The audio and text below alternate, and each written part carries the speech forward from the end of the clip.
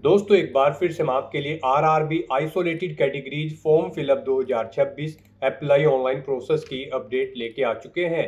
किस तरह से आप रेलवे आइसोलेटेड कैटेगरीज के 312 खाली पदों के लिए वेरियस पोस्ट के लिए अपने फॉर्म अप्लाई कर सकते हो। स्टेप बाय स्टेप कंप्लीट जानकारी आपको इस वीडियो में दी जाएगी। लास्ट डेट की अपडेट है, अंतिम मौका है, केवल 3 ही दिन शेष रह गए हैं, तो आप जल्द से जल्द अपना फॉर्म अप्लाई कर ले, कहीं मौका हाथ से छूट न जाए। आप अंतिम समय का वेट न करें, आखिरी समय में कोई भी टेक्निकल प्रॉब्लम हो सकती है, तो आप आज ही से अभी से अपना फॉर्म अप्लाई कर ले। फॉर्म अप्लाई करते समय अगर आपके सामने कोई भी डिफिकल्टी आ रही है, कोई भी टेक्निकल प्रॉब्लम आ रही है, तो उसका हल भी आपको इस वीडियो में मिल जाएगा। फॉर्म अप्लाई करते समय अंतिम समय में आपको कोई भी ऐसी गलती या फिर मिस्टेक नहीं करनी होगी जिसको करने से आपका एप्लीकेशन फॉर्म भी रिजेक्ट हो सकता है। आवेदन करते समय आप अपनी डिटेल किस प्रकार से फिल करोगे, कैसे आप अपना आधार या फिर पैन वेरिफिकेशन करोगे, किस तरह से आप अपने एग्जामिनेशन सेंटर चुनोगे, पोस्ट प्रेफरेंस आपको कैसे देनी होगी, कैसे अपना लाइव फोटो कैप्चर करोगे, डॉक्यूमेंट सिग्नेचर फोटोग्राफ कैसे और कितने केबी में आपको अपलोड करने होंगे, फीस पेमेंट करते हुए रजिस्ट्रेशन से लेकर प्रिंट तक आप अपना फॉर्म कैसे अप्लाई करोगे। पूरी जानकारी के लिए आपको ये वीडियो शुरू से लेकर एंड तक बिना स्किप किए हुए देखनी होगी। इस वीडियो को पूरा देखने पर ही आपके सभी सवाल और डाउट क्लियर होंगे। तो चलिए दोस्तों, बिना कोई वक्त गंवाए शुरू करते हैं RRB isolated categories form fill up की पूरी जानकारी। फॉर्म भरने से पहले आपको सबसे पहले हमारी वेबसाइट आईएनडी सरकारी नौकरी के इस पेज पर विजिट करना होगा, जिसका लिंक आपको नीचे description plus first comment box में मिल जाएगा। और हमारे इस पेज पर विजिट करके आप यहां से आरआरबी आइसोलेटेड कैटेगरीज का फॉर्म अप्लाई कर सकते हो। रेलवे रिक्रूटमेंट बोर्ड भारतीय रेलवे की ओर से आइसोलेटेड कैटेगरीज की वेरियस पोस्ट निकाली गई है, जिनके लिए 312 वैकेंसीज निकली हुई है। सभी पोस्ट के लिए अलग अलग वैकेंसीज आप यहां से चेकआउट कर सकते हो। जूनियर ट्रांसलेटर हिंदी के लिए 202 सबसे अधिक वैकेंसीज है, बाकी की पोस्ट के लिए भी आप चेकआउट कर सकते हो। लास्ट डेट की अपडेट है, अंतिम मौका है, केवल 3 ही दिन शेष रह गए हैं। लास्ट डेट ऑनलाइन आवेदन करने की 29 जनवरी 2026 है। अंतिम मौका है, जल्द से जल्द अपना फॉर्म अप्लाई कर ले। 19,900 से 44,900 सैलरी है प्रति माह के लिए। यहाँ पर बात अगर एलिजिबिलिटी क्राइटेरिया की जाए, तो इसमें आप पोस्ट वाइज यहाँ से क्वालिफिकेशन और एज लिमिट की जानकारी चेकआउट कर सकते हो। सभी पोस्ट के लिए आपको यहाँ पर bachelor degree, master degree, diploma, 10+2, यहाँ पर अलग अलग क्वालिफिकेशन अलग अलग पोस्ट के लिए यहाँ पर रखी गई है। फीस भी यार ओबीसी डब्ल्यूएस के लिए 500 है, 400 रिफंड कर दी जाएगी। SC ST PWD फीमेल के लिए 250 है, जो कि टोटल रिफंडेबल है। ऑनलाइन मोड से आप फीस पेमेंट करोगे। कंप्यूटर बेस्ड टेस्ट सीबीटी और डॉक्यूमेंट वेरिफिकेशन से सिलेक्शन होगा। ऑनलाइन आप ऑल इंडिया से अप्लाई कर सकते हो। indianrailways.gov.in इसकी ऑफिशियल वेबसाइट है। इंपोर्टेंट लिंक सेक्शन के अंतर्गत ऑफिशियल नोटिफिकेशन पीडीएफ लिंक पर क्लिक करके आप इसकी पीडीएफ डाउनलोड कर सकते हो। इसमें आपको यहाँ पर कंप्लीट डिटेल देखने को मिल जाएगी, जैसे कि यहाँ पर आपको आवेदन करने की डेट दे दी गई है, करेक्शन की डेट, साथ ही साथ यहाँ पर आपको पोस्ट वाइज सैलरी की जानकारी और वैकेंसीज की इंफॉर्मेशन दी गई है। उसके बाद में यहाँ पर आपको पोस्ट वाइज क्वालिफिकेशन की डिटेल, एज लिमिट की जानकारी यहाँ पर देखने को मिल जाएगी। किस कैटेगरी के लिए कितनी एज रिलैक्सेशन है वो भी आप चेकआउट कर सकते हो। और एग्जामिनेशन सेंटर की आपको लिस्ट पूरी यहाँ पर दे दी गई है। फॉर्म अप्लाई करने के लिए कुछ इंपॉर्टेंट गाइडलाइंस आपको यहाँ पर दिखाई गई है कि किस प्रकार से आपको डॉक्यूमेंट सिग्नेचर अपलोड करने होंगे, लाइव फोटो कैप्चर आपको कैसे करना होगा। एग्जामिनेशन पैटर्न सिलेबस भी आपको डिटेल में यहाँ पर प्रोवाइड करा दिया गया। पोस्ट वाइज आपको कंप्लीट क्वालिफिकेशन की डिटेल भी यहाँ पर दे दी गई है और वैकेंसीज की आरआरबी वाइज भी यहाँ पर इंफॉर्मेशन आपको दी गई है। तो फॉर्म अप्लाई करने से पहले आपको नोटिफिकेशन की पीडीएफ पूरा पढ़ना अनिवार्य है। इसको पूरा पढ़ने से ही आपके सभी सवाल और डाउट क्लियर होंगे। पीडीएफ रीड आउट करने के बाद में आपको अप्लाई ऑनलाइन के इस लिंक पर क्लिक करना होगा, तो आपके सामने ऑनलाइन आवेदन करने का ये ऑफिशियल पोर्टल ओपन हो जाएगा। गाइस, यहाँ पर अगर आपने पहले से रजिस्ट्रेशन कर रखा है तो आपको लॉगिन की टैब दी गई है, आप इस पर क्लिक करें। आपके सामने यहाँ पर कुछ इस तरह से इंटरफेस ओपन होगा। अब यहाँ से आप लॉगिन विद आधार या फिर लॉगिन विद आरआरबी अकाउंट, इनमें से किसी भी ऑप्शन का यूज करते हुए लॉगिन करके अपना फॉर्म अप्लाई कर सकते हो। और अगर आप यहाँ पर इस पोर्टल के थ्रू किसी भी भर्ती के लिए फर्स्ट टाइम अप्लाई करने जा रहे हो, तो सबसे पहले यहाँ पर आपको अपना रजिस्ट्रेशन करना होगा। उसके लिए आपको क्रिएट न्यू अकाउंट का ये टैब दिया गया है, आप इस पर क्लिक करें। आपके सामने यहाँ पर कुछ इस तरह से इंटरफेस ओपन होगा। यहाँ पर इस पॉपअप में आपसे कहा गया है, अगर आपने 2024 या फिर 25 में रेलवे की किसी भी भर्ती के लिए इस पोर्टल के थ्रू अप्लाई किया है तो आपको रजिस्ट्रेशन की जरूरत नहीं है। नहीं किया है तो आपको अपना रजिस्ट्रेशन करना होगा। तो यहाँ पर आप ओके करें और यहाँ पर अब आप अपनी पर्सनल इन्फॉर्मेशन प्रोवाइड करते हुए अपना अकाउंट क्रिएट कर लें। सबसे पहले यहाँ पर आपको अपनी नेशनैलिटी सेलेक्ट करनी है, फिर यहाँ पर आपको अपनी पर्सनल इन्फॉर्मेशन में अपना नाम एंटर करना है। यह आपकी 10वीं की मार्कशीट के अकॉर्डिंग होना चाहिए। आपको अपना नाम रिटाइप करना है। उसके बाद आपसे पूछा गया कि क्या आपने कभी अपना नाम चेंज किया है। अगर किया है तो आप यस ऑप्शन सेलेक्ट करेंगे और फिर यहाँ पर आप जब आपके डॉक्यूमेंट वेरीफाई होंगे उस समय आपको गैजेटेड नोटिफिकेशन या फिर रिलीवेंट लीगल डॉक्यूमेंट शो करना होगा अब आपके नाम चेंज का। और अगर आपने कभी नाम चेंज नहीं किया है तो सिंपली यहाँ पर आपको नो ऑप्शन सेलेक्ट करना है। उसके बाद यहाँ पर आपको अपनी डेट ऑफ बर्थ सेलेक्ट करनी है। आपको इस कैलेंडर में से अपनी डेट ऑफ बर्थ सेलेक्ट कर लेनी है। फिर यहाँ पर आपको अपनी डेट ऑफ बर्थ टाइप करनी है DDMMYY फॉर्मेट में। यहाँ पर आपको पहले डे एंटर करना है, फिर आपको स्लैश मंथ एंटर करना है, फिर स्लैश देके आपको अपना ईयर यहाँ पर एंटर कर देना है। आपकी 10वीं की मार्कशीट के अकॉर्डिंग यहाँ पर आपकी डेट ऑफ बर्थ होनी चाहिए। उसके बाद यहाँ पर आपको अपना जेंडर सेलेक्ट करना है, उसे दोबारा से रीसेलेक्ट करना है कंफर्मेशन के लिए। फिर आपको अपने फादर का नाम यहाँ पर एंटर करना है, उसे भी रिटाइप कर देना है। मदर का नाम एंटर करना है, उसे भी रिटाइप कर देना है। उसके बाद यहाँ पर आपको अपनी कॉन्टैक्ट डिटेल देनी है। यहाँ पर आपको कॉन्टैक्ट डिटेल में सबसे पहले आपको अपना ईमेल एड्रेस एंटर करना है, फिर आपको अपना मोबाइल नंबर एंटर करना है और उनके बाद आपको जनरेट ईमेल OTP और जनरेट मोबाइल OTP के ऑप्शन पर क्लिक करना है। उसके बाद आपके ईमेल एड्रेस और मोबाइल नंबर पर 6 डिजिट के 2 OTP आएंगे। वो OTP आपको यहाँ पर एंटर करके अपना मोबाइल नंबर और ईमेल ID को वेरीफाई कर लेना है। उसके बाद गाइज यहाँ पर आपको अपना वेरिफिकेशन करना है। वेरिफिकेशन के लिए यहाँ पर आपके पास 3 ऑप्शन है। आप यहाँ पर डिजी लॉकर के थ्रू अपना वेरिफिकेशन कर सकते हैं, या फिर गाइज यहाँ पर आप आधार कार्ड के थ्रू अपना वेरिफिकेशन कर सकते हैं, या फिर आपके पास अगर आधार भी नहीं है तो उसके थ्रू भी आप यहाँ पर अपना वेरिफिकेशन कर सकते हैं अपने पैन नंबर की डिटेल प्रोवाइड कराते हुए। तो यहाँ पर हम आपको तीनों ऑप्शंस के बारे में बताएंगे 1 बाय 1 करके। तो यहाँ पर अगर आप ऑप्शन सेलेक्ट करते हैं वेरिफिकेशन थ्रू डिजी लॉकर, तो आपको यहाँ पर वेरिफिकेशन थ्रू डिजी लॉकर के इस ऑप्शन पर क्लिक करना है। फिर यहाँ पर आपको आई कंफर्म के चेकबॉक्स को ओके करना है और उसके बाद गाइज आपको वेरीफाई के इस ऑप्शन पर क्लिक कर देना है। नेक्स्ट आपके सामने डिजी लॉकर का इंटरफेस ओपन हो जाएगा। यहाँ पर आने के बाद गाइज आपको अपना आधार नंबर एंटर करना है, ये कैप्चा कोड आपको यहाँ पर एंटर करना है और उसके बाद फिर आपको नेक्स्ट के इस ऑप्शन पर क्लिक कर देना है। फिर आपके रजिस्टर्ड मोबाइल नंबर पर जिससे आपका आधार अटैच है यानी कि लिंक है, उस पर एक OTP आएगा। वो OTP आपको यहाँ पर एंटर करना है और फिर आपको दोबारा से कंटिन्यू के इस ऑप्शन पर क्लिक कर देना है। नेक्स्ट यहाँ पर आपको अपना 6 डिजिट का डिजी लॉकर का सिक्योरिटी पिन एंटर करना है और अगर आप भूल चुके हो तो यहाँ पर आप फॉरगेट सिक्योरिटी पिन के इस ऑप्शन पर क्लिक करें और अपना सिक्योरिटी पिन यहाँ पर गेट कर ले। गाइड यहाँ पर अगर आपने रजिस्ट्रेशन कर रखा है तो आपको यहाँ पर अपना 6 डिजिट का डिजी लॉकर का सिक्योरिटी पिन एंटर करना है और अगर आपने रजिस्ट्रेशन नहीं कर रखा है तो आपको डिजी लॉकर की वेबसाइट को ओपन कर लेना है और वहां पर अपना अकाउंट आपको रजिस्टर कर लेना है, अकाउंट क्रिएट कर लेना है। इस तरह से अपना पिन यहाँ पर एंटर करने के बाद फिर आपको कंटिन्यू के ऑप्शन पर ही क्लिक करना है। नेक्स्ट आपके सामने आपका डिजी लॉकर अकाउंट कुछ इस तरह से शो होगा। अब यहाँ पर आने के बाद गाइज आपको अलाउ के इस ऑप्शन पर क्लिक करना है। इस तरह से यहाँ पर आपका डिजी लॉकर अकाउंट के थ्रू आपका वेरिफिकेशन कंप्लीट हो जाएगा और आपको RRB के इसी इंटरफेस पर रिडायरेक्ट कर दिया जाएगा। नेक्स्ट ऑप्शन यहाँ पर वेरिफिकेशन का है आधार कार्ड के थ्रू। गाइज अगर यहाँ पर आप वेरिफिकेशन थ्रू आधार कार्ड ऑप्शन सेलेक्ट करते हैं तो फिर आपके सामने यहाँ पर कुछ इस तरह से इंटरफेस शो होगा। यहाँ पर आने के बाद आपको अपना आधार कार्ड नंबर एंटर करना है। उसके बाद आपको जनरेट आधार OTP के ऑप्शन पर क्लिक करना है। आपके मोबाइल नंबर पर जिससे आपका आधार लिंक है उस पर एक OTP आएगा 6 डिजिट का, वो OTP आपको यहाँ पर एंटर करना है और फिर आपको यहाँ पर वेरीफाई के इस ऑप्शन पर क्लिक करते हुए आपको अपना आधार वेरीफाई कर लेना है। यहाँ पर आपके लिए सबसे बेस्ट ऑप्शन आधार कार्ड का ही रहेगा क्योंकि यहाँ पर आगे भी आपको आपके आधार की जरूरत पड़ेगी एग्जाम टाइम के दौरान, वहां पर भी आपको अपना आधार कार्ड शो करना होगा। तो यहाँ पर हम आपको सजेस्ट करेंगे आप यहाँ पर अपना वेरिफिकेशन आधार के थ्रू कर लें। ये आपके लिए सबसे बेस्ट ऑप्शन है। RRB की भर्ती में यहाँ पर आधार मस्ट कर दिया गया है। तो यहाँ पर अब उसके बाद एक और ऑप्शन है, अगर आप करना चाहे तो यहाँ पर आपका थर्ड ऑप्शन है I do not have Aadhaar card. आपको इस ऑप्शन पर क्लिक करना है। उसके बाद गाइड आपके सामने कुछ ये पॉपअप शो होगा। यहाँ पर आपको दोबारा से I do not have Aadhaar card के ऑप्शन पर क्लिक करना है। उसके बाद यहाँ पर आपके सामने कुछ इस तरह से इंटरफेस शो होगा।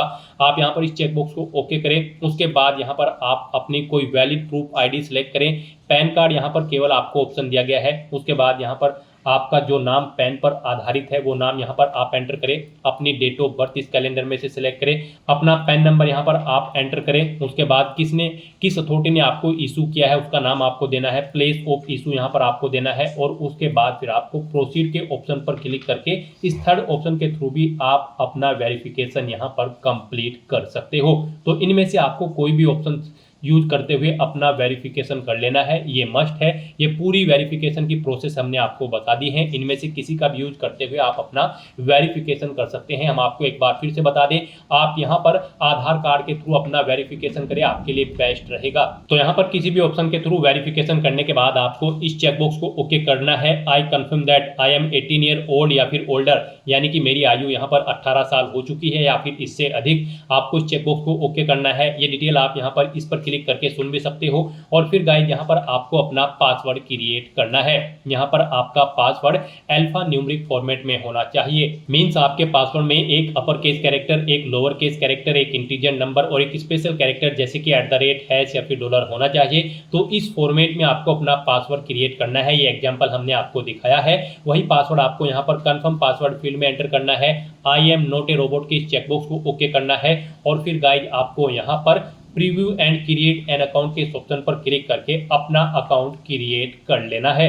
अपना अकाउंट क्रिएट करने के बाद आपको आरआरबी की इस वेबसाइट पर रिडायरेक्ट कर दिया जाएगा, या फिर आप rrbapply.gov.in लॉगिन कर लें। और यहाँ पर अब आप लॉगिन की स्टेप पर क्लिक करें और यहाँ पर आप आधार या फिर आरआरबी अकाउंट की डिटेल प्रोवाइड कराते हुए लॉगिन कर ले। यहाँ पर अगर आप लॉगिन विद आरआरबी अकाउंट करते हैं तो फिर आपके सामने कुछ इस तरह से इंटरफेस शो होगा। यहाँ पर अब आपको अपना मोबाइल नंबर या फिर ईमेल एड्रेस एंटर करना है, अपना पासवर्ड आपको एंटर करना है, इस चेकबॉक्स को ओके करना है और उसके बाद आपको यहाँ पर लॉगिन की स्टेप पर क्लिक करना है। फिर आपके सामने यहाँ पर 2 फैक्टर ऑथेंटिकेशन मोड ओपन होगा। अब आप यहाँ पर सेंड ओटीपी टू ईमेल या फिर सेंड ओटीपी टू फोन के ऑप्शन पर क्लिक करें। उसके बाद आपकी ईमेल या फोन पर एक ओटीपी जाएगा, वो ओटीपी आपको यहाँ पर एंटर करना है और उसके बाद आपको फिर यहाँ पर लॉगिन की स्टेप पर क्लिक करते हुए अपने डैशबोर्ड में लॉगिन कर लेना है। फिर आपके सामने कुछ इस तरह से इंटरफेस ओपन होगा। यहाँ पर फॉर्म अप्लाई करने से पहले आपको कुछ जनरल इंस्ट्रक्शन दिए गए हैं, आपको इन्हें केयरफुली रीड करना है। उसके बाद आपको अपना फॉर्म अप्लाई करने के लिए ऑनलाइन एप्लीकेशन के 2 टैब दिए गए हैं, आप इनमें से किसी भी टैब पर क्लिक करें। फिर आपके सामने कुछ इस तरह से इंटरफेस ओपन होगा। अब यहाँ पर आपको CN 8/2025 आइसोलेटेड कैटेगरीज के इस सेक्शन में आना है। यहाँ पर आने के बाद गाइस आपको इन दोनों चेकबॉक्सेस को ओके करना है। अपना बोर्ड आपको सिलेक्ट करना है, जिस बोर्ड के अंतर्गत आप इस भर्ती के लिए अप्लाई करना चाहते हैं, और फिर आपको नेक्स्ट के इस ऑप्शन पर क्लिक कर देना है। अब यहाँ पर आपका फॉर्म स्टार्ट हो चुका है। आपको आपकी पर्सनल डिटेल कुछ ऑटोमेटिकली फिर मिलेगी, जैसे कि आपकी डेट ऑफ बर्थ, आपका नाम, आपके फादर मदर का नाम। यहाँ पर ये डिटेल आपके OTR से यानी कि रजिस्ट्रेशन से फैच कर ली गई है। अब आपको बस यहाँ पर अपना मैरिटल स्टेटस सेलेक्ट करना है, आप मैरिड हो या फिर अनमैरिड। उसके बाद आपको अपना रिलीजन सेलेक्ट करना है, फिर आपको अपनी मातृभाषा यहाँ पर सेलेक्ट करनी है। फिर यहाँ पर आप जिस लैंग्वेज में अपना एग्जाम चाहते हैं वो लैंग्वेज यहाँ पर आपको सिलेक्ट कर लेनी है, हिंदी, इंग्लिश, अपने अकॉर्डिंग। उसके बाद आपकी बॉडी पर कहीं कोई कट या तिल का निशान है तो उस पैलेस का नाम यहाँ पर आपको एंटर करना है। 2 पैलेस के नाम यहाँ पर आपको एंटर करने होंगे, नहीं है तो यहाँ पर आप नो मार्क एंटर कर देंगे। उसके बाद यहाँ पर आपको अपनी कम्युनिटी डिटेल देनी है। यहाँ पर आपको अपनी कम्युनिटी सेलेक्ट कर लेनी है, आप जिस कैटेगरी से बिलोंग करते हैं। फिर यहाँ पर आपको अपना प्रेजेंट एड्रेस एंटर करना है। यहाँ पर आप अपना प्रेजेंट एड्रेस एंटर करें, उसके बाद आपको अपना परमानेंट एड्रेस यहाँ पर एंटर कर देना है। और अगर गाइड आपका परमानेंट एड्रेस आपके प्रेजेंट एड्रेस के अकॉर्डिंग सेम है तो बस यहाँ पर आप इस चेकबॉक्स को ओके कर देंगे। ऑटोमेटिकली आपका परमानेंट एड्रेस आपके प्रेजेंट एड्रेस के अकॉर्डिंग यहाँ पर फिल हो जाएगा। इस तरह से अपनी डिटेल प्रोवाइड करने के बाद फिर आपको सेव के इस ऑप्शन पर क्लिक करके अपनी सभी डिटेल सेव कर देनी है और फिर आपको नेक्स्ट के इस ऑप्शन पर क्लिक करना है। फिर यहाँ पर आपको अपनी कुछ और डिटेल प्रोवाइड करनी है। यहाँ पर आपसे पूछा गया है कि क्या आप ये एक सर्विसमैन हैं, अगर है तो आप यस करेंगे और उसकी डिटेल देंगे, नहीं है तो नो ऑप्शन सेलेक्ट करेंगे। फिर आपसे पूछा गया कि क्या आप बेंचमार्क डिसेबिलिटी कैंडिडेट हैं, अगर हैं तो यस करें और उसकी डिटेल यहाँ पर प्रोवाइड कराएं, जैसे कि डिसेबिलिटी कैटेगरी आपको सिलेक्ट करनी है, सब डिसेबिलिटी कैटेगरी सिलेक्ट करनी है, डिसेबिलिटी की परसेंटेज देनी है, और अगर आप नहीं हैं तो आप नो ऑप्शन यहाँ पर सिलेक्ट कर लेंगे। फिर आपसे पूछा गया कि क्या आपको स्क्राइब की जरूरत पड़ेगी एग्जाम टाइम के पीरियड, अगर पड़ेगी तो आप यस करेंगे और फिर यहाँ पर उसकी डिटेल देंगे, नहीं पड़ेगी तो आप नो ऑप्शन सेलेक्ट करेंगे। उसके बाद आपसे पूछा गया कि क्या आप इकोनॉमिकली बैकवर्ड क्लास कैंडिडेट हैं, अगर हैं तो आप यस ऑप्शन सेलेक्ट करें और फिर उसकी डिटेल दें, नहीं है तो आप नो ऑप्शन यहाँ पर सेलेक्ट कर लेंगे। फिर आपसे पूछा गया कि क्या आप रेलवे में सर्विस करने वाले कैंडिडेट हैं, अगर हैं तो आप यस करेंगे और उसकी डिटेल देंगे, नहीं है तो आप नो ऑप्शन सेलेक्ट कर लेंगे।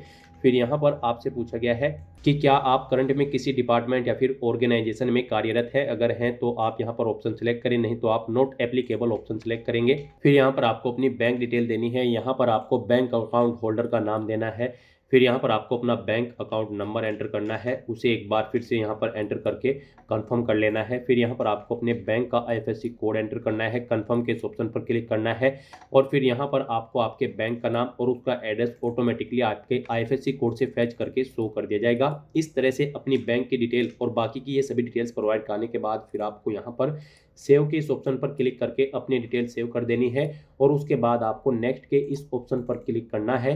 नेक्स्ट यहाँ पर आपको अपनी क्वालिफिकेशन की डिटेल प्रोवाइड करनी है। गाइज यहाँ पर आपको आपकी 10वीं क्लास की डिटेल ऑटोमेटिकली फिर मिलेगी अगर आपने इससे पहले भी RRB की इस वेबसाइट के थ्रू किसी भर्ती के लिए अप्लाई किया है, और नहीं किया है तो यहाँ पर आप अपनी 10वीं क्लास की डिटेल ऐड कर देंगे। अगर आपको ऑटोमेटिकली फिर मिलती है तो आप पेंसिल के इस ऑप्शन पर क्लिक करके एडिट करके इसमें कुछ भी एडिट कर सकते हैं और फिर यहाँ पर आपको अपनी बाकी की डिटेल प्रोवाइड करनी है।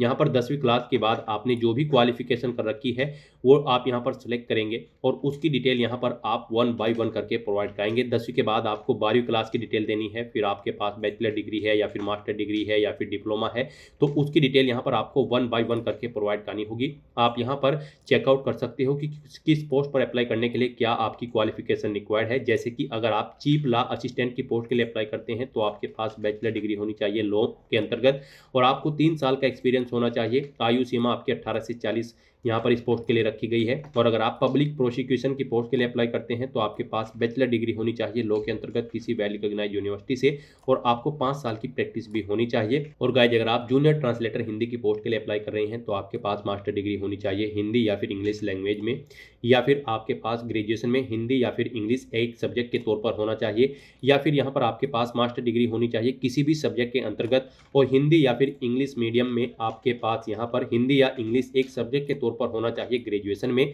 यहाँ पर आपके पास डिप्लोमा या फिर सर्टिफिकेट कोर्स भी होना चाहिए ट्रांसलेशन का हिंदी टू इंग्लिश का। और यहाँ पर इस तरह से आप जिस भी पोस्ट के लिए अप्लाई करना चाहते हैं उसकी क्वालिफिकेशन चेकआउट कर सकते हो और उसके बाद यहाँ पर आप अपनी क्वालिफिकेशन की डिटेल प्रोवाइड कर सकते हो। तो यहाँ पर आपने जो भी क्वालिफिकेशन कर रखी है उसकी डिटेल आप देंगे। 10वीं के बाद आपको 12वीं क्लास की डिटेल देनी होगी, यहाँ पर आप 12th ऑप्शन सेलेक्ट करेंगे। उसके बाद यहाँ पर आप बताएंगे आपने 12वीं किस डिसिप्लिन में की है, फिर आपको स्टेट सेलेक्ट करना है जिस स्टेट से आपने अपनी 12वीं क्लास पास आउट की है, डिस्ट्रिक्ट आपको सेलेक्ट करना है, फिर आपको बताना है बोर्ड कौन सा था जिस बोर्ड से आपने अपनी 12वीं क्लास पास आउट की है, पासिंग ईयर आपको सेलेक्ट करना है, फिर यहाँ पर आपको परसेंटेज देनी है अपनी 12वीं की और उसके बाद गाइज आपको यहाँ पर ऐड के इस ऑप्शन पर क्लिक करते हुए अपनी 12वीं क्लास की डिटेल भी ऐड कर देनी है। उसके बाद गाइज यहाँ पर अगर आपने बैचलर डिग्री या फिर पोस्ट ग्रेजुएट डिग्री कर रखी है या फिर आपके पास डिप्लोमा भी है तो उन्हें भी आपको 1 बाय 1 करके यहाँ पर सेलेक्ट करना है और इसी तरह से यहाँ पर आपको अपनी क्वालिफिकेशन की डिटेल प्रोवाइड कर देनी है। उसके बाद अगर आपको वर्क एक्सपीरियंस है तो यहाँ पर आप अपने एक्सपीरियंस की डिटेल प्रोवाइड कराएंगे। यहाँ पर गाइज आप नेचर ऑफ एक्सपीरियंस सेलेक्ट करेंगे, यहाँ पर आपने किस में जॉब की है, किस फील्ड में आपको एक्सपीरियंस है। उसके बाद यहाँ पर पूछा गया है कि क्या आप प्रेजेंट में भी कार्यरत हैं या फिर पास्ट में थे, किस डेट से आपको एक्सपीरियंस है। यहाँ पर आप इनके अकॉर्डिंग ऑप्शन डेट सेलेक्ट करेंगे, फिर आपका एक्सपीरियंस की ईयर मंथ और डे यहाँ पर कैलकुलेट होके आ जाएंगे और उसके बाद गाइज आपको यहाँ पर ऐड के ऑप्शन पर क्लिक करके अपना एक्सपीरियंस ऐड कर देना है। और अगर आपको एक से ज़्यादा जगह वर्किंग एक्सपीरियंस है तो आप जैसे ही ऐड के ऑप्शन पर क्लिक करेंगे सेम ऐसी ही एक और रो यहाँ पर ऐड हो जाएंगी, उसमें भी आप अपने एक्सपीरियंस की डिटेल प्रोवाइड करा सकते हैं। इस तरह से यहाँ पर आपको अपनी क्वालिफिकेशन और एक्सपीरियंस की डिटेल प्रोवाइड कर देनी है और फिर गाइज यहाँ पर आपको नेक्स्ट के इस ऑप्शन पर क्लिक करना है। नेक्स्ट यहाँ पर आपको अपना फोटो और सिग्नेचर अपलोड करने हैं। यहाँ पर आपको फोटो कैप्चर करने के लिए 2 ऑप्शन दिए गए हैं। आप यहाँ पर डायरेक्टली कैप्चर लाइव इमेज के ऑप्शन पर क्लिक करें, अपने वेब कैमरा के थ्रू अपना लाइव फोटो कैप्चर कर लें, या फिर आप यहाँ पर capture live image from mobile के ऑप्शन पर क्लिक करें। आपके सामने यहाँ पर एक QR कोड शो होगा। इस QR कोड को आप अपने मोबाइल फोन से स्कैन करें। अपने मोबाइल फोन में आपने जो भी यहाँ पर QR कोड स्कैनर इंस्टॉल किया हुआ है उसके थ्रू आप इसे स्कैन करें। उसके बाद आपके मोबाइल फोन में आपको अपना RRB का अकाउंट लॉगिन करना होगा। अपने लॉगिन की डिटेल प्रोवाइड करते हुए आपको अपने डैशबोर्ड में लॉगिन कर लेना है और फिर वहां से आपको अपना फोटो लाइव कैप्चर करना है। फोटो कैप्चर करते समय आपको अपना फेस सर्कल में प्रॉपर वे में लाना है और अपनी आंखों को 2 या 3 बार ब्लिंक करना है। उसके बाद यहाँ पर आपका लाइव फोटो कैप्चर हो जाएगा आपके मोबाइल फोन से। यहाँ पर फोटो कैप्चर करते समय आपको कुछ जनरल इंस्ट्रक्शंस दिए गए हैं, आपको इन्हें रीड आउट कर लेना है। फोटो कैप्चर करते समय आपको सफेद कपड़े नहीं पहनने हैं और जिस स्थान पर आप अपना फोटो कैप्चर करेंगे वहां पर प्रॉपर वे में लाइट होनी चाहिए और प्लेन बैकग्राउंड उस स्थान का होना चाहिए। और यहाँ पर आपको बिल्कुल सीधा कैमरे की तरफ देखना है और आपको यहाँ पर फोटो कैप्चर करते समय अपने सर पर कोई टोपी या फिर कैप नहीं पहननी है, ना आपको अपने चेहरे पर कोई मास्क लगाना है और ना ही आपको अपने आंखों पर कोई चश्मा यहाँ पर पहनना है। तो यहाँ पर आपको कुछ इन इंस्ट्रक्शंस को ध्यान में रखते हुए अपना लाइव फोटो कैप्चर कर लेना है। दोस्तों, मोबाइल से लाइव फोटो कैप्चर करने के लिए सबसे पहले आपको अपने फोन में QR code scanner application open करनी होगी। उसके बाद में आपको ये बार कोड यहाँ पर स्कैन कर लेना होगा। उसके बाद में आपको इस लिंक पर क्लिक करना होगा। उसके बाद यहाँ पर आने के बाद में आपको RRB अकाउंट के अंतर्गत अपने डैशबोर्ड में लॉगिन करना होगा। लॉगिन करने के लिए आप आधार से लॉगिन कर सकते हो या फिर RRB अकाउंट के थ्रू लॉगिन कर सकते हो। जैसे कि हम आपको RRB अकाउंट के थ्रू लॉगिन करके दिखा रहे हैं। सबसे पहले आपको यहाँ पर अपना ईमेल एड्रेस एंटर करना होगा, पासवर्ड आपको एंटर करना होगा और इस चेक बॉक्स को ओके करना होगा और यहाँ पर लॉगिन की स्टेप पर क्लिक करके अपने डैशबोर्ड में लॉगिन कर लेना होगा। लॉगिन करने के लिए आपको ईमेल आईडी या फिर मोबाइल फोन पर एक OTP सेंड करना होगा। उसके लिए आपको यहाँ पर इस लिंक पर क्लिक करना होगा। OTP एंटर करने के बाद में आपको लॉगिन की स्टेप पर क्लिक करना होगा। लॉगिन करने के बाद में आपके सामने कुछ इस तरह से इंटरफेस ओपन हो जाएगा। यहाँ पर आकर आपको इस पेज को स्क्रॉल डाउन करना होगा और यहाँ पर आप देख सकते हो capture live image. Live photo capture करने के लिए आपको इस टैब पर क्लिक करना होगा और अपना लाइव फोटो कैप्चर कर लेना होगा। फोटो कैप्चर करने के लिए आपको अपना फेस इस सर्कल के अंतर्गत लाना होगा और अपनी आंखों को यहाँ पर ब्लिंक करना होगा वेरिफिकेशन के लिए और उसके बाद में कैप्चर के इस टैब पर क्लिक करके अपना लाइव फोटो कैप्चर कर लेना होगा। तो इस तरह से आपका लाइव फोटो कैप्चर हो जाएगा और उसके बाद में आपको सेव की टैब पर क्लिक करके अपना लाइव फोटो जो आपने कैप्चर किया है उसको सेव कर देना होगा। उसके बाद गाइस यहाँ पर आपको अपने सिग्नेचर अपलोड करने हैं। सिग्नेचर यहाँ पर आपके JPG या फिर JPEG फॉर्मेट में होने चाहिए। सिग्नेचर की विड्थ आपकी 140 पिक्सल होनी चाहिए, हाइट 60 पिक्सल होनी चाहिए। सिग्नेचर यहाँ पर आपको एक ब्लैंक इंक पेन से व्हाइट पेपर पर करने हैं। यहाँ पर आपको एक बॉक्स क्रिएट करना है जिसकी विड्थ 140 पिक्सल होनी चाहिए और हाइट उसकी 60 पिक्सल होनी चाहिए। उसमें आपको अपने सिग्नेचर यहाँ पर करके अपलोड करने हैं। साइज आपके सिग्नेचर की फाइल का 30 KB से 49 KB के बीच में होना चाहिए। और अगर आप अपने सिग्नेचर का साइज कम या ज्यादा करना चाहते हैं तो आप गूगल पर जाएं, इमेज रिसाइज टाइप करें, मल्टीपल ऑनलाइन वेबसाइट ओपन होंगी, उनमें से कोई भी वेबसाइट ओपन करें, वहां पर आप अपने सिग्नेचर की फाइल को अपलोड करें और अपनी नीड के अकॉर्डिंग आप उसका साइज सेट करके फिर उसे वहां से डाउनलोड करके अपलोड कर दें। तो यहाँ पर आपको ब्राउज के ऑप्शन पर क्लिक करना है, फाइल को सिलेक्ट कर लेना है और अपने सिग्नेचर की फाइल को यहाँ पर अपलोड कर देना है।